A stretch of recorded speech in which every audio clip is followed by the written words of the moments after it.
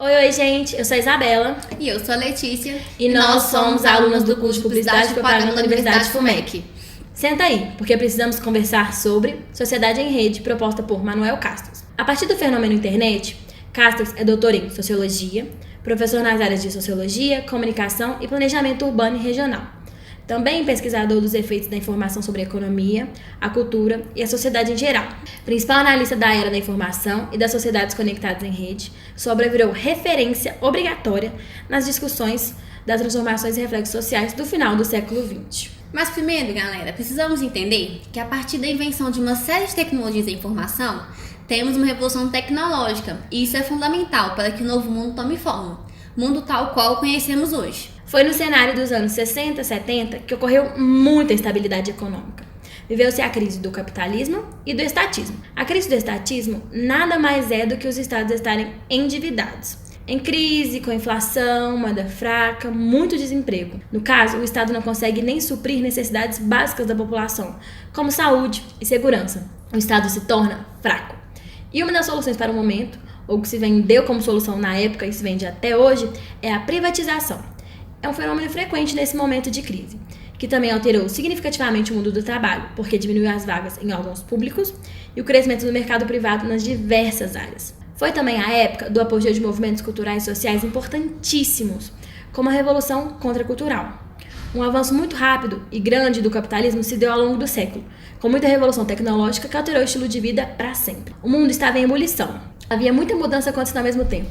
Esse novo mundo significava uma mudança significativa nas formas de trabalhar, relacionar, viver, e tudo isso é produto deste período. Esse novo mundo vai gerar uma nova estrutura chamada rede, sociedade em rede. O sociólogo Manuel Castells desenvolve a ideia de que rede sempre existiu, nós sempre vivemos em rede.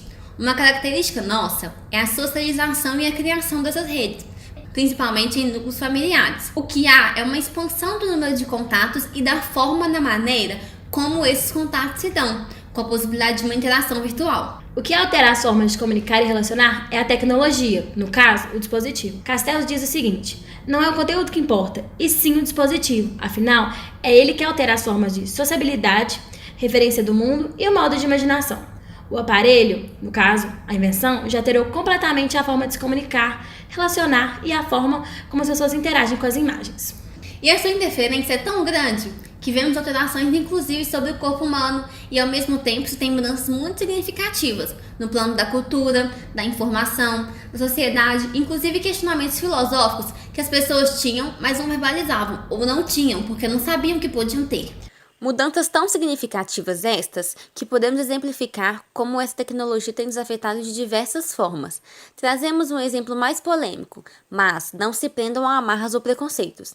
Há algumas semanas atrás, teve muita relevância na mídia o caso da jogadora de vôlei Tiffany, que antes jogava no time masculino e depois de fazer a cirurgia de troca de sexo e o tratamento hormonal, foi liberada para jogar no time feminino, com permissão das principais entidades do esporte.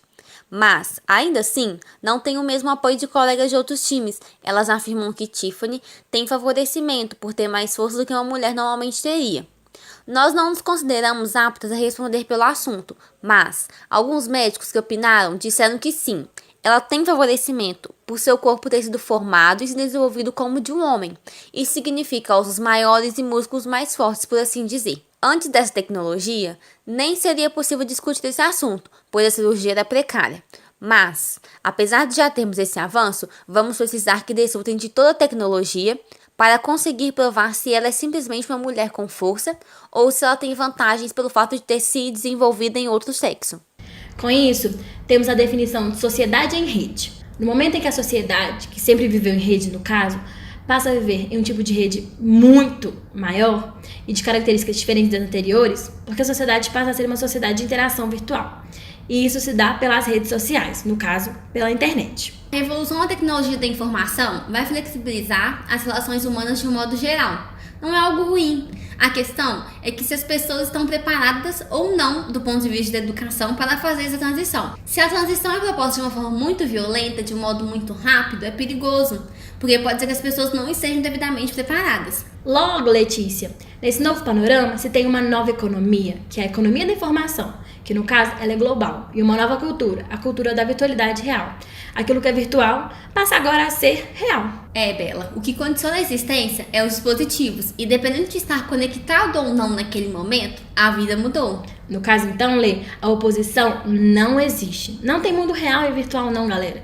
O que temos é a virtualidade do real. O virtual se tornando real o tempo inteiro. A vida ganha novos elementos e se torna mais complexa. Se tem mais informações, mais estímulos, se trabalha mais e dorme menos a partir dessa loucura de conexão.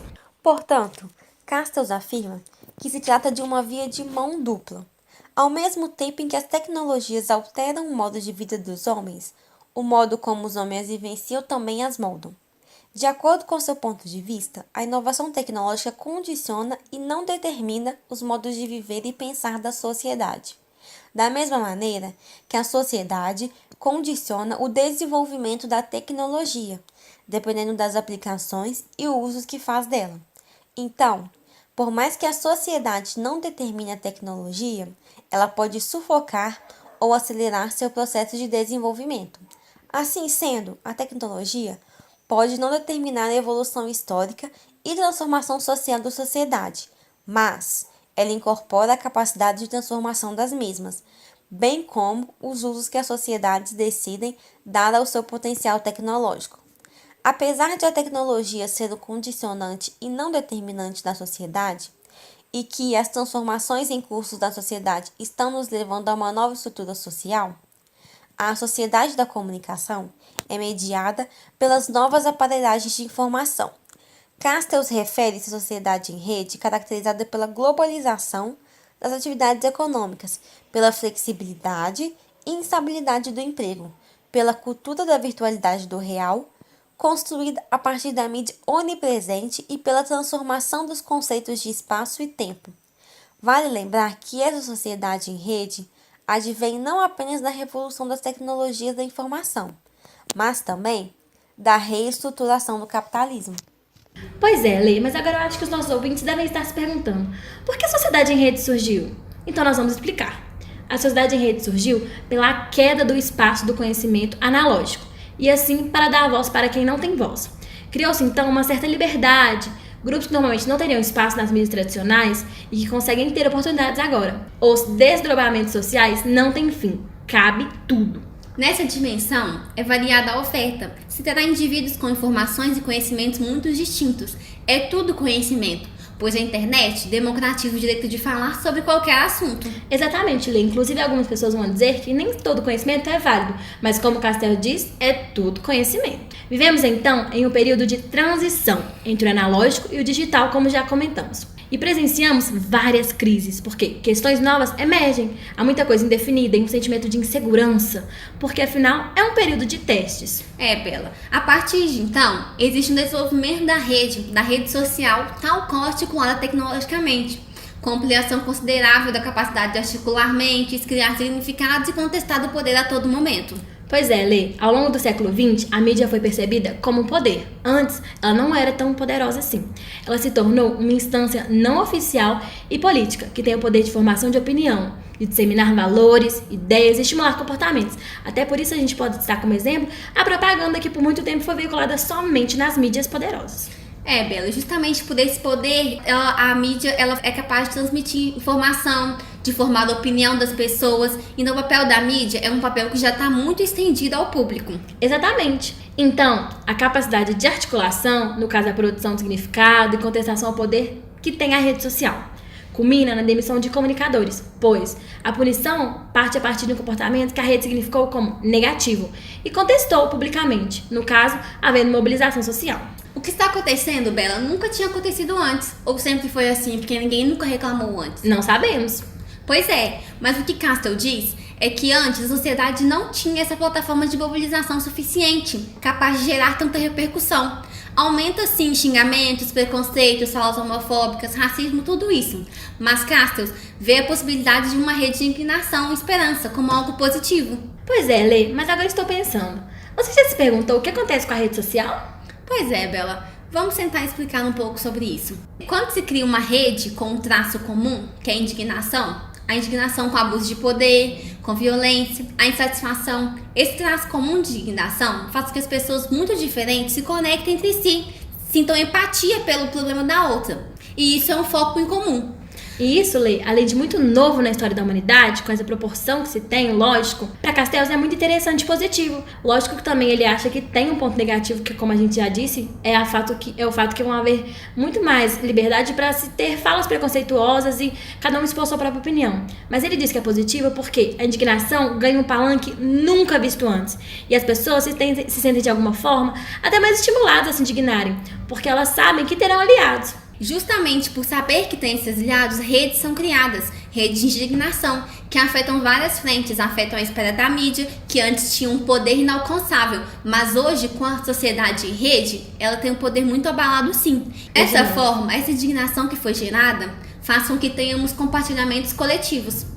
No caso, Lê, se trata então de redes de transformação social, ou que vão gerar transformação social futuramente.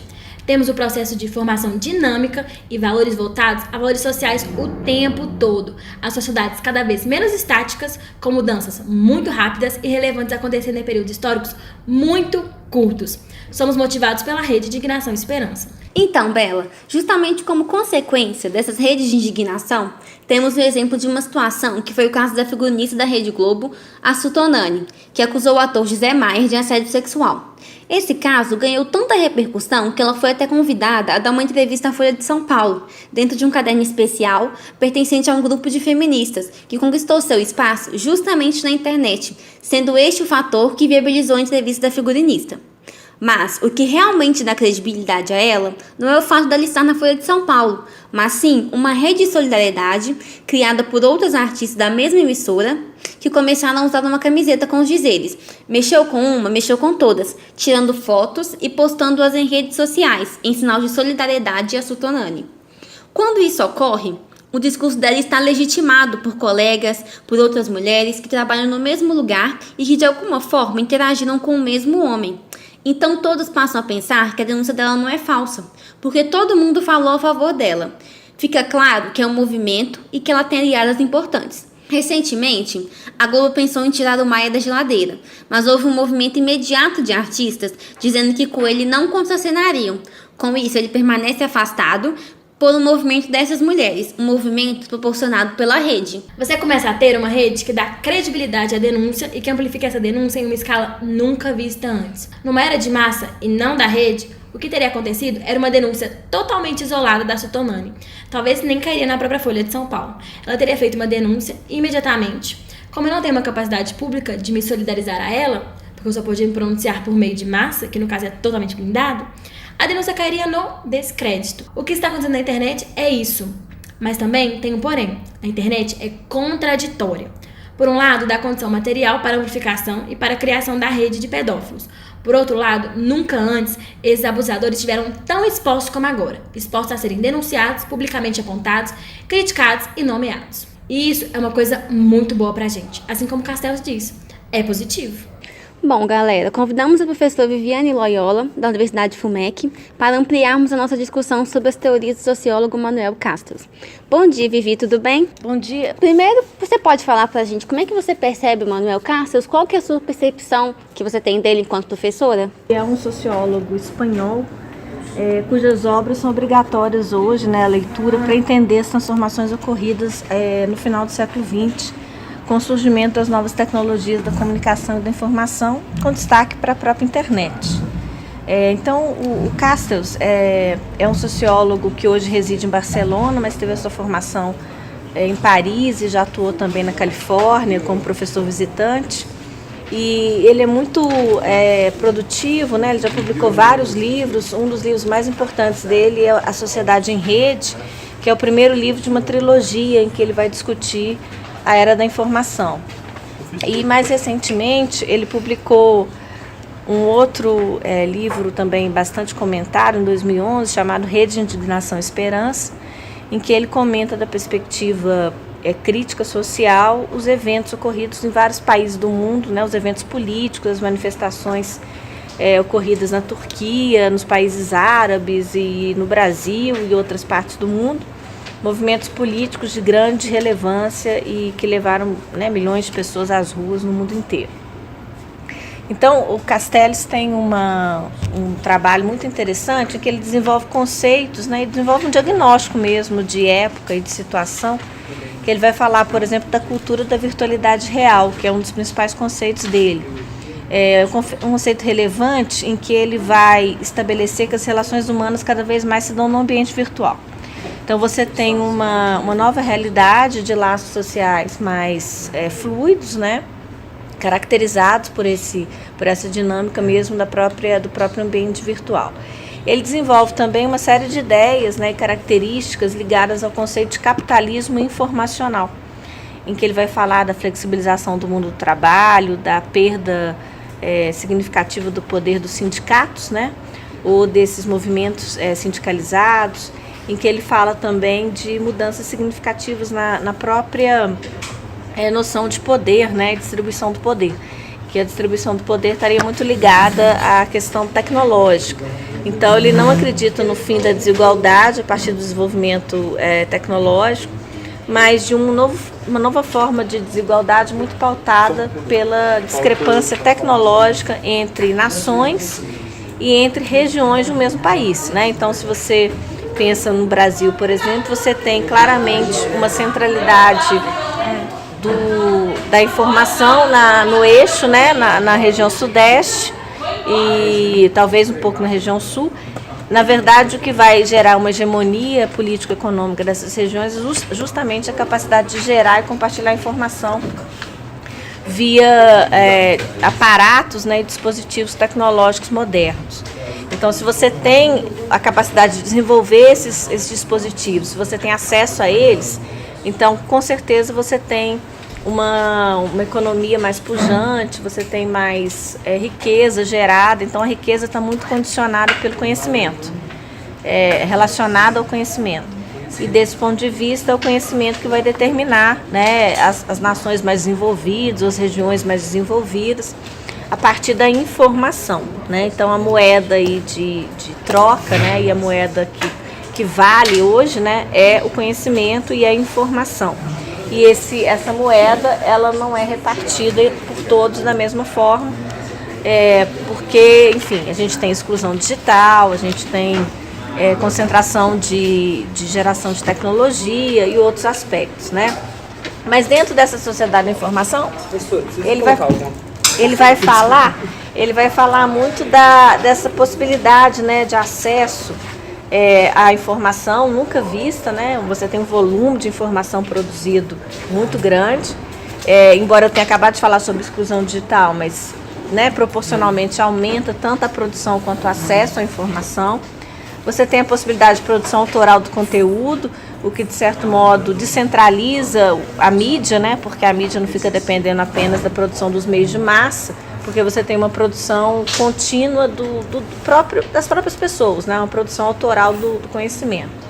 Ele vai falar também em fontes plurais de informação, que também está dentro dessa mesma lógica, né? Eu passo a acessar várias fontes e comparar a informação dessas várias fontes. O que possibilita, quem sabe, uma sociedade mais democrática do ponto de vista informacional. É uma capacidade única, né, na história de armazenamento de informação, porque esse armazenamento ele é todo eletrônico e virtual, né? Então você passa a ter uma capacidade única de armazenamento e você tem de fato a rede como uma grande plataforma, né, de informação, né, de geração e de propagação da informação. E você tem um diferencial competitivo, tanto das pessoas físicas quanto das pessoas jurídicas, né, empresas e cidadãos, né, vão se diferenciar muito pela capacidade de gerar e interpretar a informação. Então, isso em linhas gerais, porque obviamente que o trabalho dele é vasto e muito relevante. Ele já foi até considerado um dos principais sociólogos do mundo, né, e está sempre muito prestigiado e muito assediado, porque as ideias dele são muito contemporâneas. Mas, em linhas gerais, são algumas das ideias do Castells que a gente pode compartilhar com vocês.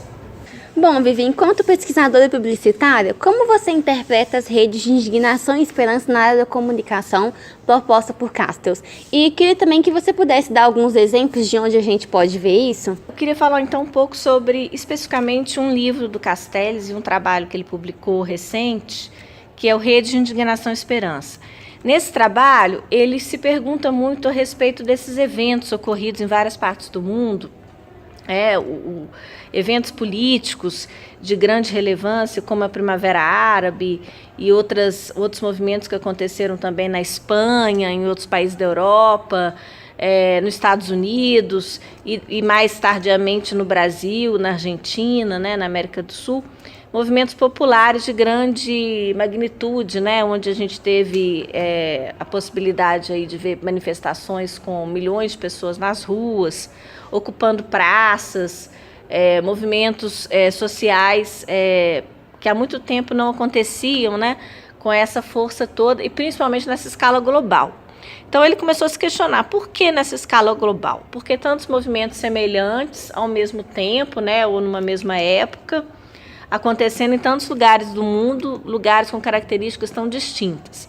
Então, no caso da Primavera Árabe, você consegue perceber ali uma necessidade de transformar o sistema, porque eles viviam, né, os países que passaram por insurreição social no mundo árabe, eles viviam sob regimes ditatoriais, então era preciso fazer com que a ditadura caísse.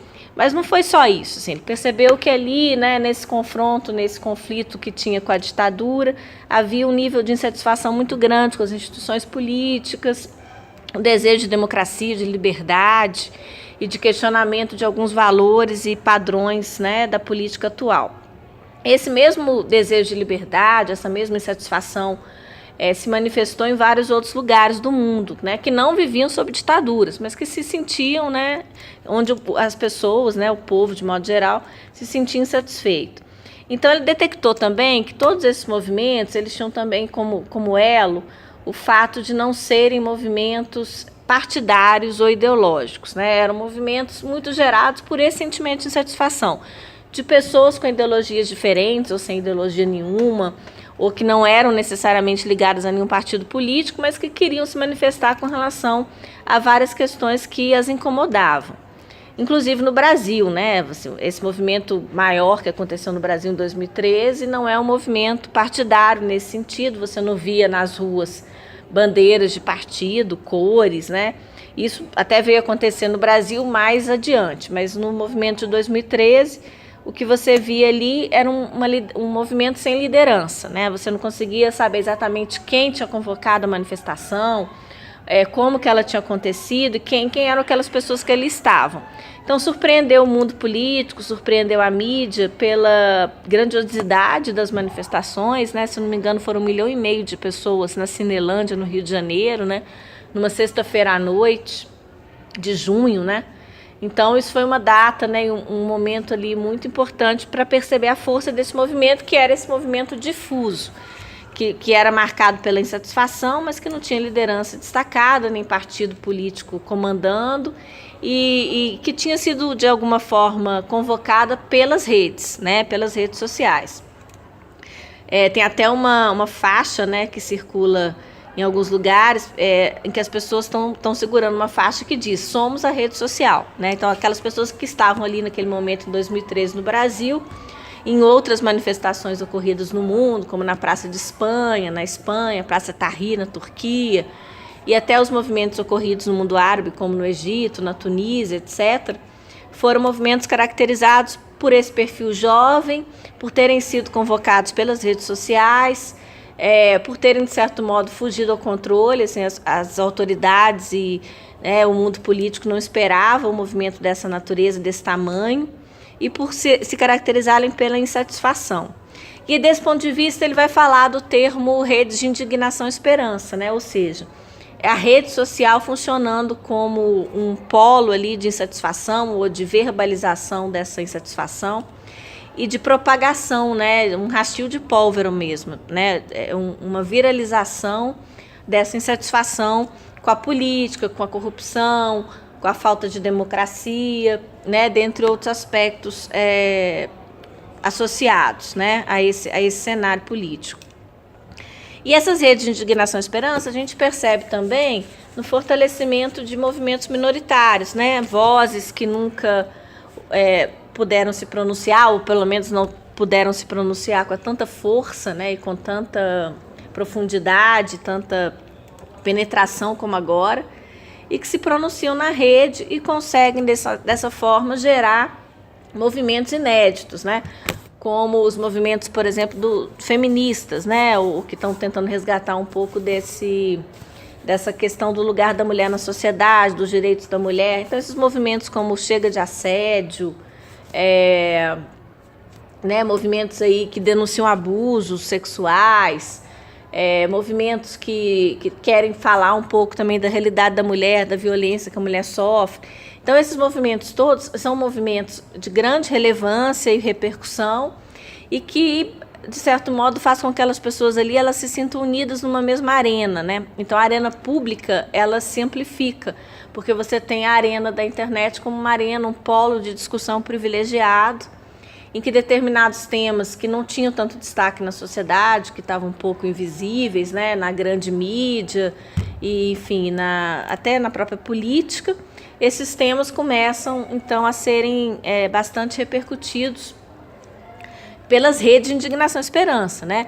Por mulheres, né? Por afrodescendentes, movimento negro, né? Muito ativo também denunciando racismo na propaganda, racismo na televisão, racismo na rua, racismo na política, em todas as instâncias de poder. E o próprio mundo da comunicação, né? Ele se ressignifica, ele se reinventa. Porque as marcas, elas têm que, de alguma forma, ocupar esse espaço da internet e lidar com essas redes de indignação, lidar com essas novas demandas, né? Ou talvez não sejam novas demandas da mulher, mas, enfim, demandas que se tornam muito mais fortes e organizadas. E eles têm que mudar, consequentemente, o modo que retratam a mulher. Né? As mudanças nas campanhas de retratação da mulher em cerveja, por exemplo, em campanha de cerveja e bebidas de modo geral, tem a ver com esse movimento muito forte da rede, de mulheres, né, denunciando e se sentindo incomodadas com a maneira como são representadas nos comerciais. E a gente tem uma mudança significativa também na estrutura das agências de publicidade, né? Mais mulheres no comando, mulheres querendo, né, e propondo realmente ideias criativas e formas diferentes de se comunicar, né, com as próprias mulheres, né, um discurso menos machista, menos tradicional, menos clichê na propaganda. Então, várias mudanças que têm acontecido a partir dessas redes de indignação, que a ideia do Castells se eu me indigno e consigo mudança social a partir disso, significa que há uma esperança, né, uma esperança do cidadão comum, né, uma esperança, enfim, de todos nós, né, em algum tipo de avanço social a partir desses movimentos. Então, em linhas gerais, seria isso. Eu queria agradecer, né, ao pessoal do terceiro período por terem me convidado para falar um pouco sobre Castells e Sociedade em Rede. Foi um prazer, estou sempre à disposição. Esse tema é de extrema relevância. Eu agradeço muito a todos vocês por me ouvirem, por me convidarem para participar desse momento aqui de discussão. Muito obrigada. Muito obrigada, Vivi, pela sua presença e pelos esclarecimentos. Ficamos muito honrados de poder ter você aqui. Gostaríamos também de agradecer a todos que escutaram até aqui. Se você nos conheceu pelo nosso blog precisamosconversar.com.br, deixamos algumas referências de leitura e algumas entrevistas logo abaixo, para aqueles que quiserem aprofundar um pouco mais sobre o nosso tema.